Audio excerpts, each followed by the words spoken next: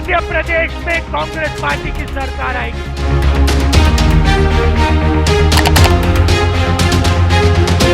Guarantee करके कह रहा हूं, यहां पे आपका कर्जा माफ हो जाएगा।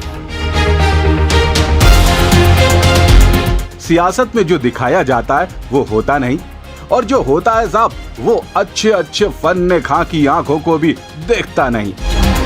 अब जरा अन्नदाता को ही देखिए, सियासी दांव पेच में ऐसा फंसा कि खेत की मीड़ पर ठगा सा बैठा सोच में है, क्यों मिला धेला नहीं और हाथ से निकल गए 12 आना। बोले तो कमल बाबू दांव पेच फंसाकर किसानों को प्यार से टोपी पहना गए गुरु जी। एकदम सही, सत्ता के लिए तड़प रही कांग्रेस ने कर्ज माफी का वादा कर डाला।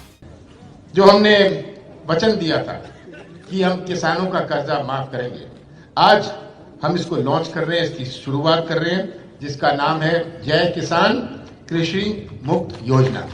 किसान ने भी आंख मूंद कर भरोसा किया। फिर क्या था साहब, सत्ता की सीढ़ी चढ़ कांग्रेस ने खेल कर मारा। किसानों का जितनी राशि का कर्ज माफ नहीं किया गया, उसके एवज में अन्य किसान हितैषी योजनाओं को रोकते हुए उस मद के धन को दबा लिया गया। मतलब किसानों पर चढ़े कर्ज की राशि माफ तो जरूर हुई, लेकिन अन्य वो मदद जो विभिन्न योजनाओं के माध्यम से मिलती थी, उसका लाभ नहीं दिया गया।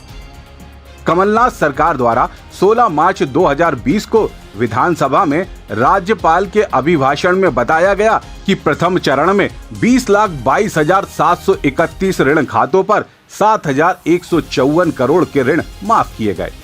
इसी वित्तीय वर्ष में कांग्रेस की सरकार ने 5,936 करोड़ की किसानों के लिए चल रही योजनाओं का क्रियान्वयन किया ही नहीं।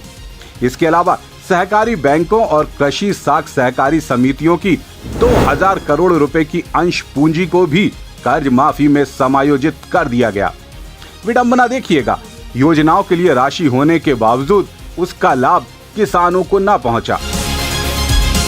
शायद इसलिए क्योंकि ऋण माफी के वादे का दिखावा करने के लिए अधिक राशि खर्च जो करनी थी।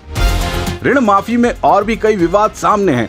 जानकारी कहती है कि जिन किसानों ने ऋण चुका दिए थे, उन्हें भी कर्ज माफी योजना में जोड़ लिया गया। कांग्रेस सरकार की कर्ज माफी की राजनीति के कारण हुए वित्तीय नुकसान से सहकारी बैंक आज तक उबर न सके हैं। कांग्रेस की सरकार ने किसानों के हित में चल रही जिन योजनाओं का क्रियान्वयन किया ही नहीं, उसमें कृषक समृद्धि योजना के 999 करोड़ शामिल है। इस योजना के अंतर्गत किसानों को समर्थन मूल्य पर खरीदी गई उपज पर प्रोत्साहन राशि दी जाती है। योजना की राशि इस प्रकार सीधे किसानों को प्राप्त होती है, लेकिन कांग्रेस की सरकार ने इस योजना का क्रियान्वयन किया ही नहीं।